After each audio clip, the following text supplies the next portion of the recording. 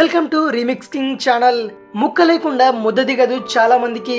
అటువంటి వారు ఈ విషయం గనక తెలుసుకోకపోతే మీ ఆరోగ్యాన్ని తీవ్రమైన ప్రమాదంలో పెట్టినట్టే. మరి తక్కువ సమయంలో కోడిని అమాంతం పెంచేసి ఇబ్బడి ముబ్బడిగా లాభాలు గడించేందుకు ఇటీవలి కాలంలో కోళ్లకు ఇంజెక్షన్లు వేయడం తెలిసిందే కదా.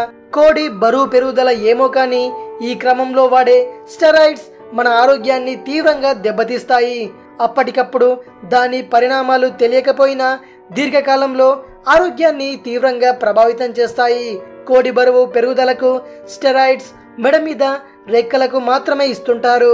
కోడి మిగిలిన శరీర భాగాల కంటే ఈ రెండు పాటులపై మాత్రం ప్రభావం అత్యంత ప్రమాదకరంగా ఉంటుంది. అందుకే దీనిపై తీవ్రంగా పరిశీలన జరిపిన నిపుణులు కనీసం ఆ రెండు పాటలనైనా తినడం మానేయాలని కోరుతున్నారు. స్టెరాయిడ్స్ ప్రభావం తీవ్రంగా ఉండే చికెన్ తింటే మనకు ఎటువంటి నష్టాలు కలుగుతాయో ఇప్పుడు తెలుసుకుందాం. శరీర ధర్మాలను క్రమబద్ధం చేసే హార్మోన్ల విడుదలలో తేడాలు వచ్చేస్తాయి. ఈ అసహజమైన క్రియ ఎన్నో అనారోగ్యాలకు హేతువవుతుంది.